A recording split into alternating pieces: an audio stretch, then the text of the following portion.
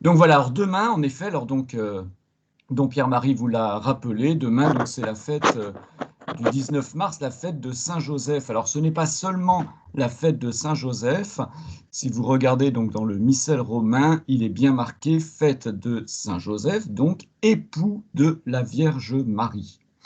Cela signifie que donc le statut sponsal de Joseph est mis en avant, c'est-à-dire sa qualité d'époux de Marie.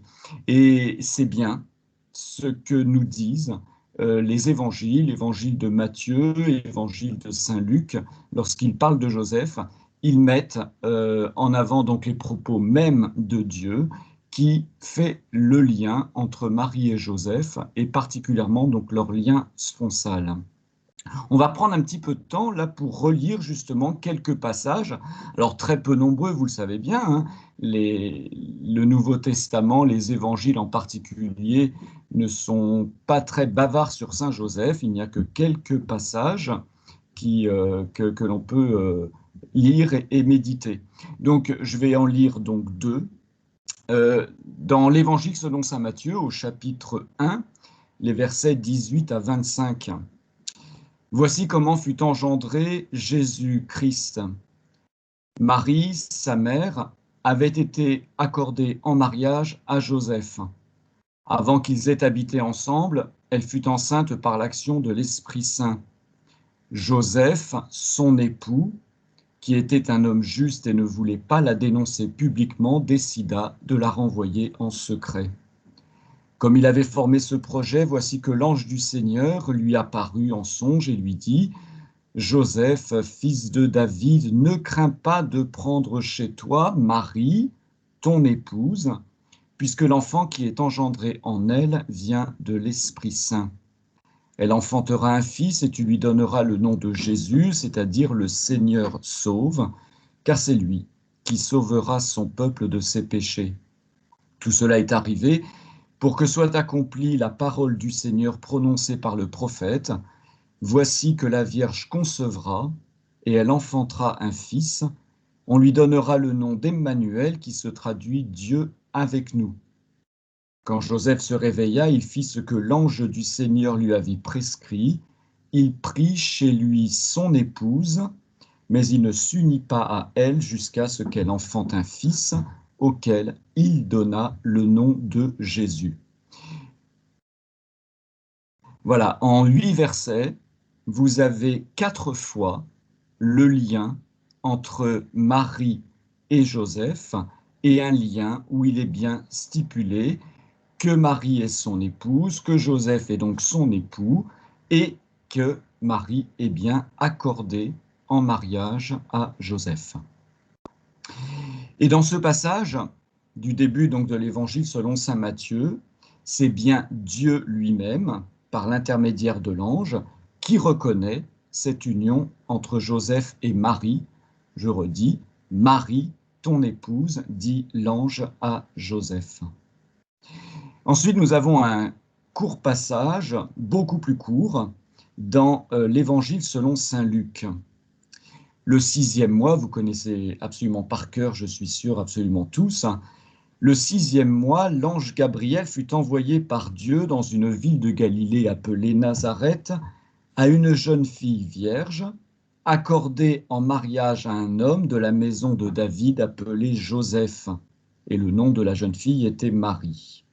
Voilà 2 versets seulement, et il y a bien, là encore, ce lien marital entre Joseph et Marie qui est mis en avant. Et puis, dernier petit passage, toujours dans l'Évangile selon saint Luc, au chapitre 2, versets 1 à 5.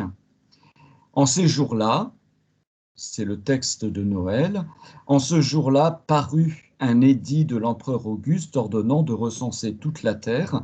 Ce premier recensement eut lieu lorsque Quirinus était gouverneur de Syrie, et tous allaient se faire recenser, chacun dans sa ville d'origine. Joseph, lui aussi, monta de Galilée depuis la ville de Nazareth vers la Judée jusqu'à la ville de David appelée Bethléem. Il était en effet de la maison et de la lignée de David. Il venait se faire recenser avec Marie, qui lui avait été accordée en mariage et qui était enceinte. Voilà, dans ces 5 petits versets, il y a donc de nouveau le lien de Marie, entre Marie et Joseph est bien stipulé comme un lien de mariage. Si donc dans le texte surtout donc de Saint Matthieu, Dieu parle par l'intermédiaire de l'ange, cela et en disant que Marie est bien l'épouse de Joseph, cela signifie pour moi bien qu'il y a à la fois la confiance et la mission que Dieu donne à Joseph. Dieu confie à Joseph Marie, et Dieu confie aussi à Joseph le fils de Marie, qui est le fils de Dieu. En tant qu'époux reconnu, et reconnu donc aussi par Dieu, il aura comme charge d'être aussi donc père, ce que vous verrez demain lors de votre 3e rencontre. La seule chose que je dis, c'est qu'en acceptant de ne pas répudier Marie, Joseph accepte aussi d'accueillir Jésus, de le faire entrer dans sa propre lignée et d'assumer le rôle de celui qui donnera le nom à l'enfant, nom pour lequel il n'a pas eu beaucoup à réfléchir puisqu'il lui a été révélé par l'ange. Mais vous le savez tous très bien, Joseph n'est pas un époux ordinaire. Il est époux d'une vierge mère qui a été choisie. Donc, du fait de sa relation avec Marie, on peut dire que Joseph a lui aussi été choisi. Vous connaissez certainement tous la tradition ou la légende du rameau fleuri qui a servi pour désigner Joseph comme époux de Marie.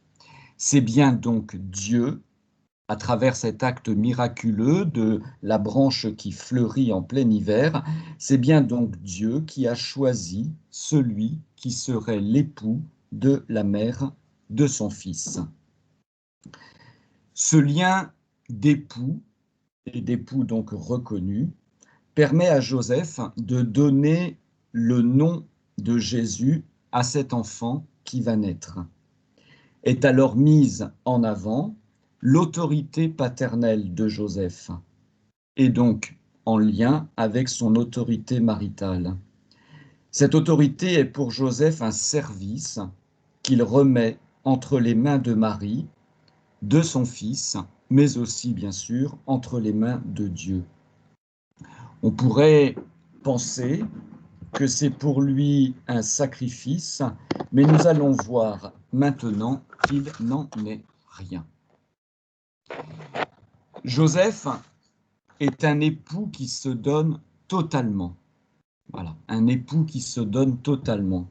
Je vais prendre le temps de prendre 2 points qui concernent donc ce don de Joseph et un don total. Le premier point, ce sera la disponibilité de Joseph, et puis le deuxième point, ce sera la foi de Joseph. Donc Joseph, un époux qui se donne totalement, qui est disponible. Je terminais mon introduction en parlant de sacrifice et en disant qu'en fin de compte, il n'en est rien. Et en effet, Joseph ne se sacrifie pas. Joseph se rend totalement disponible, et totalement disponible au moins doublement. Il est tout disponible à écouter et à répondre à la volonté de Dieu. J'aime bien comparer la disponibilité de Joseph à celle de tous les prophètes de l'Ancien Testament. On peut dire que lui aussi, à sa manière, a répondu « Me voici, disponible, prêt à accomplir ta volonté ». Il dit ça à Dieu qui lui parle. Il se rend même totalement disponible et totalement accueillant à la personne même de son épouse. Il l'accueille avec son histoire, il accueille l'enfant qui doit arriver, et il le fait sans jugement, sans rejet et même sans arrière-pensée.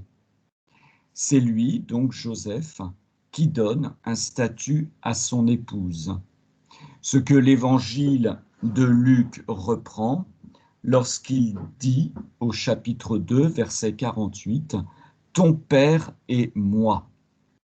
Vous connaissez cet épisode, c'est lorsque Jésus est resté au temple à la fin d'un pèlerinage, il avait 12 ans, il le cherche partout et il le retrouve dans le temple. Et Marie dit bien, ton père et moi. Le deuxième point qui est extrêmement important aussi dans ce don total, c'est que c'est un don que Joseph, comme époux de Marie, fait dans la foi. Joseph, il partage sans aucun problème en tant qu'époux, on pourrait dire déjà en tant que juif, mais aussi en tant qu'époux, il partage totalement la foi de Marie. Là encore, nous pouvons comparer la foi de Joseph à une autre foi, qui est celle d'un grand personnage de l'Ancien Testament. Il s'agit d'Abraham. Abraham, qui est prêt, après avoir écouté Dieu qui l'a appelé, il est prêt à franchir un grand pas dans l'inconnu. Et on peut aussi comparer Joseph à Abraham dans la foi de ce couple même, le couple de Joseph et de Marie, comparable à la foi du couple d'Abraham et de Sarah, qui, là encore vous connaissez l'histoire, après avoir rencontré les 3 visiteurs aux chênes de Mambré, vont ensemble porter la vie. On le sait bien, la foi d'Abraham, la foi de Sarah, la foi de Marie, la foi de Joseph, et puis en fin de compte la foi de tous les personnages de l'Ancien Testament, et puis même du Nouveau et jusqu'à nous, la foi ouvre à la vie, ou plutôt à ces vies, ces 2 vies, celle de Marie et celle de Jésus, que Joseph accueille près de lui. C'est vraiment en tant que couple et en tant que couple marié que Joseph et Marie grandissent dans la foi. Dans la foi non seulement en Dieu, le Père, mais aussi, petit à petit, en la foi en ce Fils, le Fils de Dieu et leur propre Fils. Cela est peut-être important, je sais qu'il y a beaucoup de couples parmi vous qui êtes rassemblés, soit devant vos écrans, soit dans l'église Saint-Martin. Eh bien, on peut se dire que nous aussi, vous aussi, en tant que couple, avez à permettre à votre époux, à votre épouse, de grandir dans la foi, et vous grandissez ensemble. Le temple de Jérusalem sera pour le couple Joseph et Marie le lieu de l'épreuve, car des paroles fortes, des paroles déconcertantes vont y être entendues, et ce à 2 reprises. La première, c'est lors de la présentation de leur fils au temple. Siméon aura à ce moment-là des paroles de foi, oui, mais aussi des paroles de douleur. Une épée te transpercera le cœur, dit-il à Marie. Je pense que Joseph ne devait pas être bien loin et que son cœur aussi, d'époux de Marie, de père de Jésus, sera transpercé lui aussi. Et puis toujours dans ce même temple de Jérusalem, j'ai déjà fait allusion à cette péricope, lorsque Jésus aura 12 ans, ils entendront leur fils parler de son Père, ce même Père qui s'est manifesté par le biais de l'ange à l'un comme à l'autre lors des annonciations. Marie accueille, et Joseph aussi, il n'y a aucune raison du contraire, accueille toutes ces paroles et les médite dans leur cœur, et qui sait, les médite certainement ensemble, les médite en couple. Nous pouvons sans aucun problème imaginer la force de la foi de ce couple, cette force d'une foi qui fait qu'ils se soutiennent l'un et l'autre, en étant tournés ensemble vers Dieu, en étant ensemble complètement envahis de l'Esprit Saint, ce qui fait de leur couple un vrai couple de saints. Là encore, cher couple dans l'Église ou chez vous, laissez-vous vous aussi complètement habiter par l'Esprit Saint pour pouvoir, en couple, grandir dans la sainteté.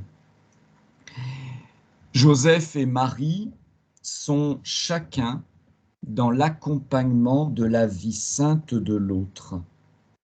Ils ne cherchent aucunement à si c'est Marie, ou à si c'est Joseph, à ou à la détourner de Dieu, pour ou pour la tourner vers soi-même. Ils sont complètement ensemble, tournés vers Dieu et grandissant ensemble dans la foi, habités de l'Esprit. Joseph et Marie se donnent totalement l'un à l'autre, se donnent totalement à leur Fils et se donnent totalement à Dieu. Joseph et Marie, on peut le dire, lorsqu'ils se donnent totalement, ou ils donnent leur foi, leur vie totalement à l'autre, ils se tournent ainsi vers Dieu. Nous aussi, je crois qu'en manifestant la grandeur de l'amour dans le cadre de vos couples, eh bien, vous vous tournez ensemble totalement vers Dieu. La foi de Joseph, continuons sur sa foi, la foi de Joseph se manifeste dans l'obéissance, dans la fidélité dont il fait preuve. C'est là encore l'Évangile selon saint Matthieu qui nous le montre. De très nombreuses fois, lors des songes de Joseph, Dieu lui parle. Et à chaque fois, l'époux de Marie se met à l'écoute et il se met en chemin. Nous l'avons vu lors de l'annonce, c'était le premier texte que je vous ai lu tout à l'heure, mais aussi, nous le savons, lors de la fuite en Égypte, lors du retour d'Égypte après la mort d'Hérode. Un retour, vous le savez, qui se fait en deux étapes, en deux songes, en deux manifestations de Dieu dans les songes de Joseph. Le premier, c'était pour lui dire, tu peux rentrer maintenant sur ta terre, tu peux quitter l'Égypte. Et puis le deuxième songe, c'était pour lui dire, on va peut-être pas rentrer chez toi tout de suite, on va commencer par une étape en Galilée. Et Joseph va accomplir à chaque fois ce que Dieu lui dit. Cette foi obéissante de Joseph lui permet donc de prendre des risques, de parcourir un chemin qu'il n'avait certainement pas prévu et de faire cela pour le bien de son épouse et aussi, bien évidemment, pour le bien de son fils.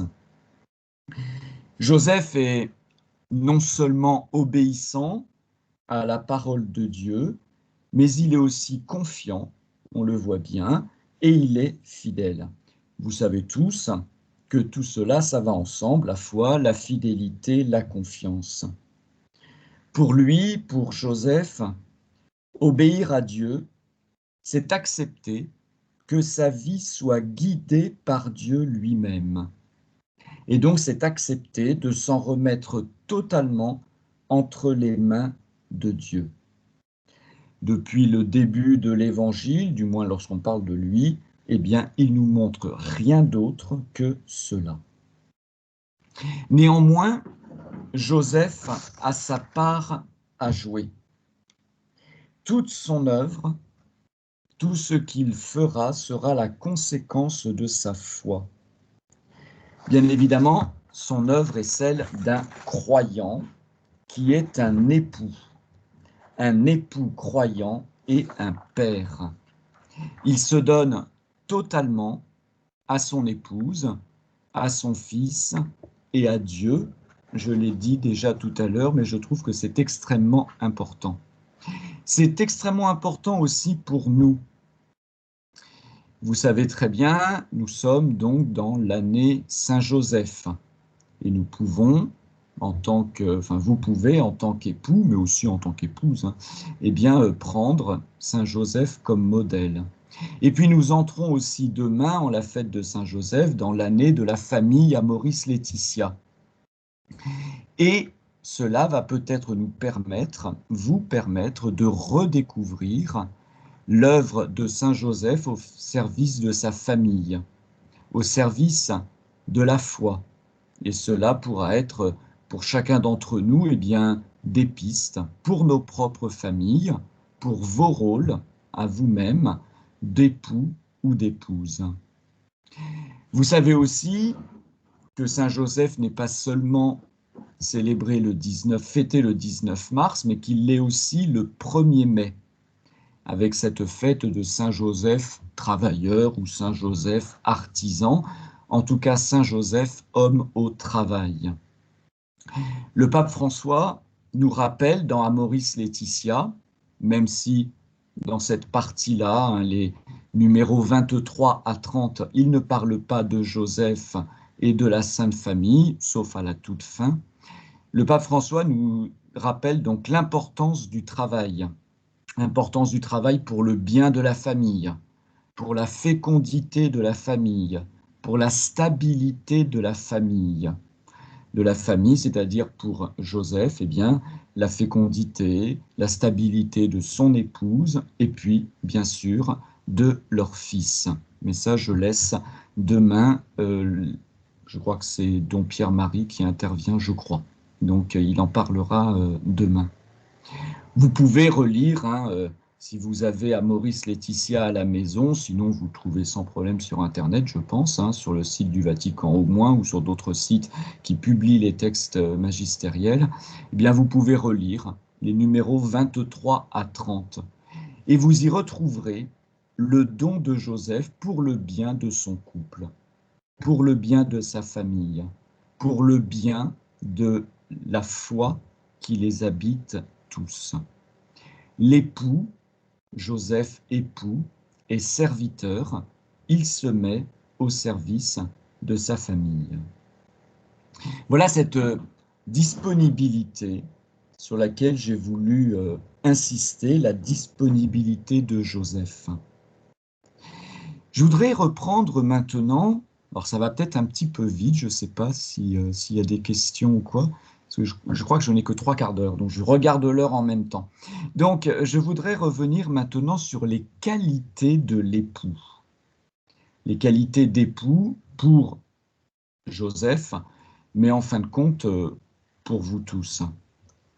3 qualités que Joseph, à travers l'histoire qui nous est racontée de lui dans les évangiles, 3 qualités qui me sont revenues en tête et que j'ai envie de reprendre avec vous.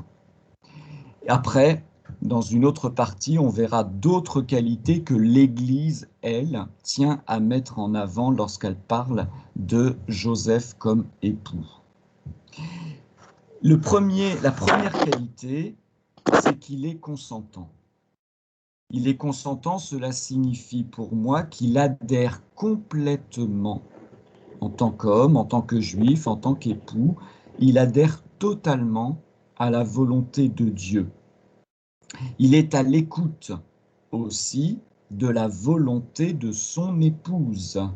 Il écoute Marie. Il veut la connaître et il veut l'accompagner dans les projets qui sont les siens. Il consent à la volonté de celle qui lui est confiée, en veillant sur elle, en veillant sur son projet de virginité. Saint Joseph, en montrant cela, et en manifestant son consentement à la volonté de son épouse, vit un véritable amour pour elle, au point de s'effacer, au point d'accepter le projet de Marie. Et cela va donner dans le cœur de Marie, mais aussi dans le cœur de Joseph, beaucoup de joie, et cela leur permet de porter des fruits ensemble. La deuxième grande qualité, c'est celle de la fidélité. On le sait bien, Joseph, en tant qu'époux de Marie, en tant que père de Jésus, sert fidèlement le projet de Dieu. Projet de Dieu qui est de sauver les hommes. C'est le nom même de Jésus. Dieu sauve, il est le sauveur. Dieu a choisi cet homme, un homme au cœur fidèle, un homme d'une foi immense, parce qu'il sait, Dieu, qu'il pourra toujours compter sur sa fidélité et toujours compter sur sa générosité. Il se met, Joseph, promptement au service de Dieu et au service de sa famille. C'est une grâce pour Marie, son épouse, d'avoir à ses côtés un homme sur qui elle peut compter, un homme qui fera absolument tout pour elle. La fidélité de Joseph fait de lui l'homme de l'alliance. Il porte bien évidemment cette alliance en son être même, puisqu'il est de la descendance de David, le roi à qui Dieu a dit, ou a fait dire, que jamais il ne lui retirera son alliance. Saint Matthieu, lorsqu'il commence son évangile par la généalogie de Joseph, fils de David, à la 28e, peut-être pas 28, mais en tout cas beaucoup de générations entre les deux, bien évidemment. Donc Saint Matthieu veut nous dire à travers cette généalogie la fidélité de Dieu envers la famille de David et aussi la promesse que le dernier membre de cette famille sera... qu'est-ce qu'il nous fait, lui? Pourquoi il cause? Artus? T'es là? Ah ben, vous avez disparu. Continuez. C'est quoi cette histoire? Artus? Il y a un problème.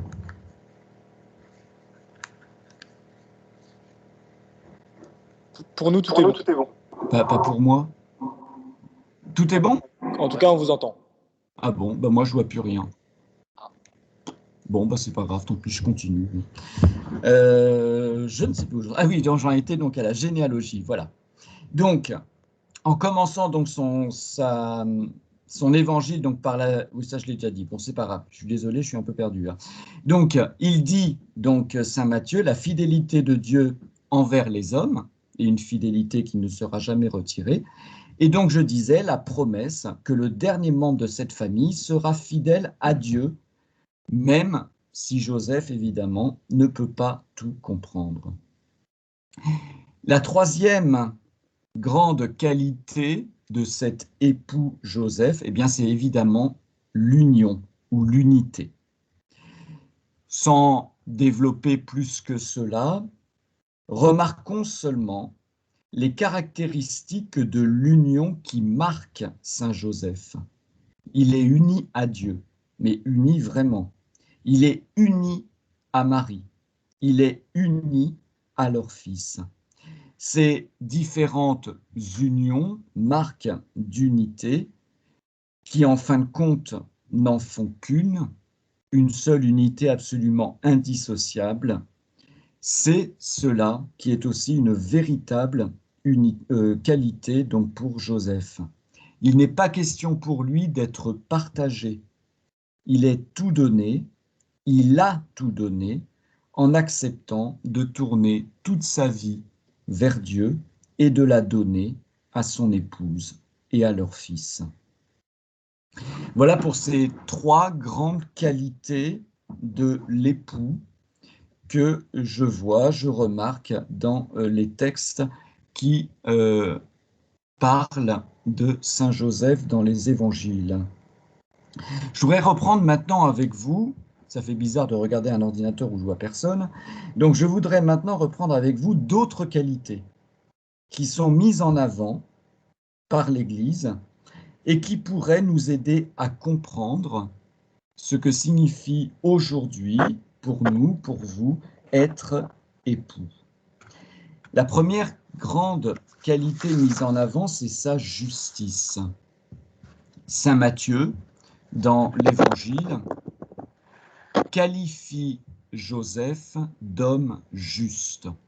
Vous avez cela au chapitre 1, verset 19.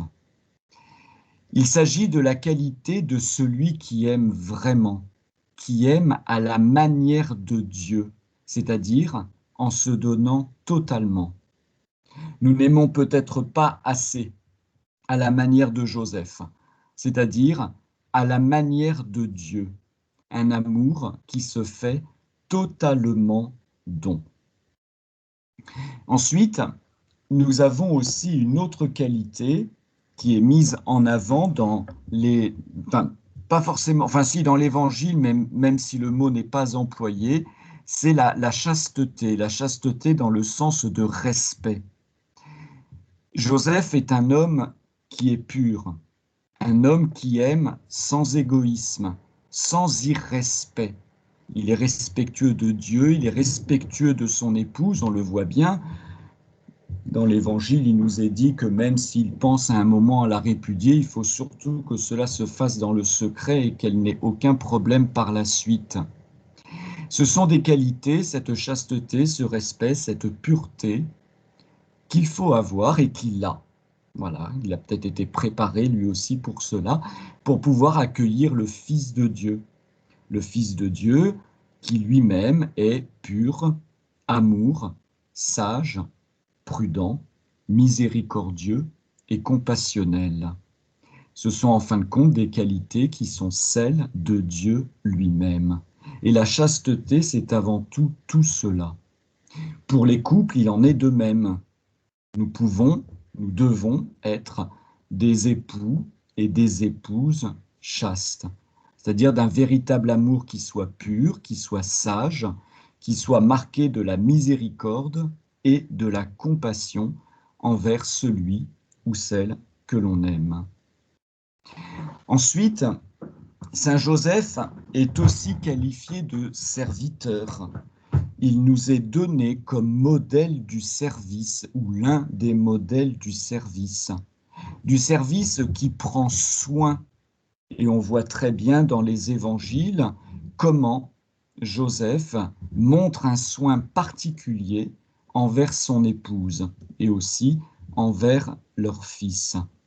Il est celui qui va être capable de tout donner et de tout faire, on le voit bien, pour que la vie de Marie, que la vie de Jésus soit préservée. Il se met totalement au service de celle qui lui est confiée, celle dont il est l'époux. Là encore, nous avons peut-être à voir dans notre rôle d'épouse ou d'époux, eh bien comment cela est un service. Nous devenons serviteurs ou servantes de notre épouse ou de notre époux. Nous avons à prendre soin de la personne avec qui nous sommes liés, à la personne que l'on a mis à nos côtés pour accompagner sa vie. Enfin, ça va être un petit peu proche de ce que je viens de dire avec ce rôle de serviteur et de personne qui prend soin, c'est le rôle de gardien, le rôle de veilleur. En effet, nous voyons bien comment Joseph veille sur la Sainte Famille, comment il veille depuis le début sur son épouse, et comment il est véritablement missionné de la part de Dieu pour devenir le gardien de son fils, mais aussi le gardien de son épouse. Cette garde, cette veille ne concerne pas seulement, bien sûr, Joseph dans sa relation avec Marie ou dans sa relation avec Jésus. Nous savons, l'Église a voulu mettre en avant aussi le rôle de Joseph comme veilleur de l'Église, comme gardien, lui aussi, de notre Église, gardien du peuple de Dieu, formé à la suite donc de son Fils, à la suite de Jésus. Saint Joseph, époux de Marie. Voilà ce thème aujourd'hui qui nous rassemble, qui j'espère vous rassemble encore, mais moi je ne sais pas si vous êtes là.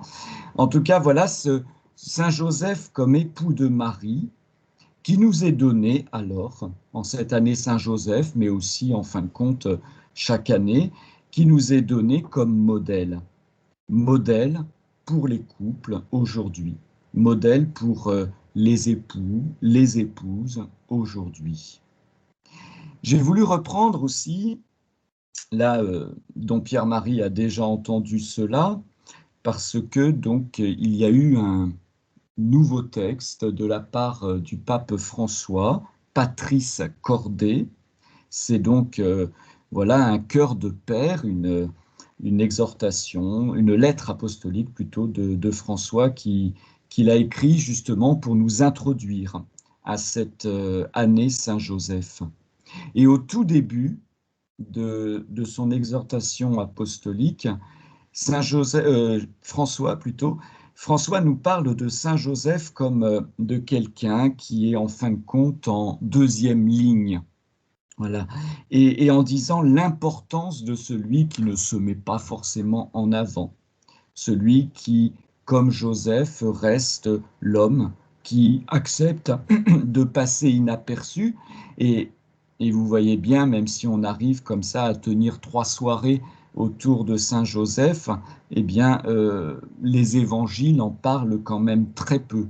Mais le peu que les évangiles nous disent est absolument capital, non seulement pour le comprendre lui, pour comprendre son rôle, et puis aussi pour nous comprendre nous-mêmes dans nos propres rôles.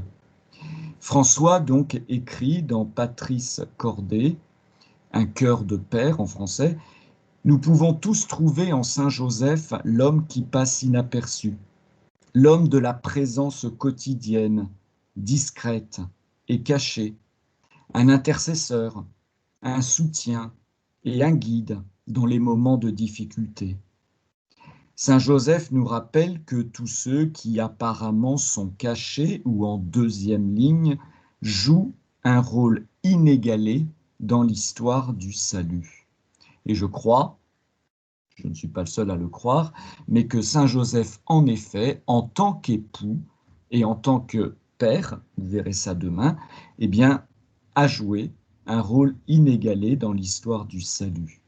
Ce salut, qui a un nom, qui est Jésus, ce salut qu'il a accueilli, qu'il a hébergé, qu'il a donné à l'humanité, lui aussi, à sa manière. Saint Joseph, et ça aussi c'est important pour nous, surtout en ces périodes un peu compliquées, Saint Joseph est un homme qui vit dans un monde incertain et qui a une histoire aussi qui est difficile, qui est fragile. Joseph est proche, en fin de compte, de chacun d'entre nous. Joseph est proche de chacun des couples.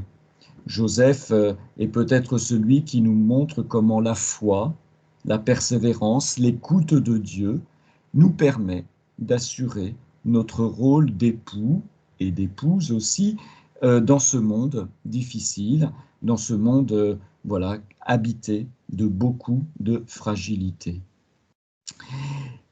Saint Joseph nous dit aussi qu'à travers ce rôle d'époux qui peut en fin de compte sembler tout à fait banal, il y en a énormément sur la terre, heureusement, eh bien Saint Joseph nous dit que chaque personne a quand même un rôle à jouer dans la position qui est la sienne et que les époux ont eux aussi un rôle à jouer pour le bien de la famille, pour le bien aussi de la communauté Église, et en fin de compte aussi pour le bien du monde.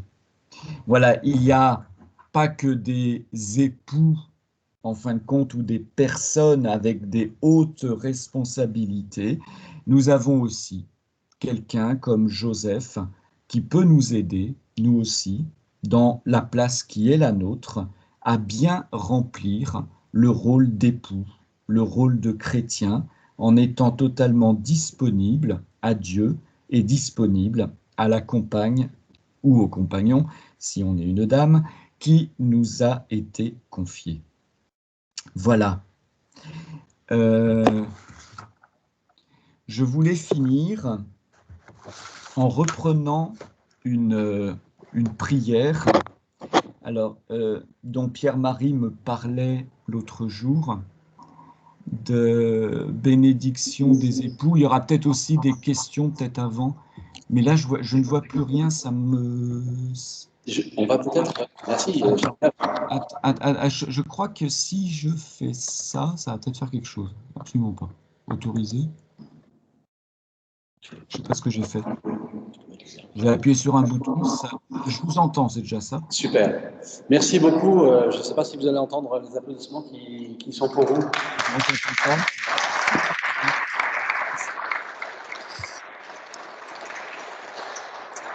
Grand merci. Peut-être qu'il y a des questions.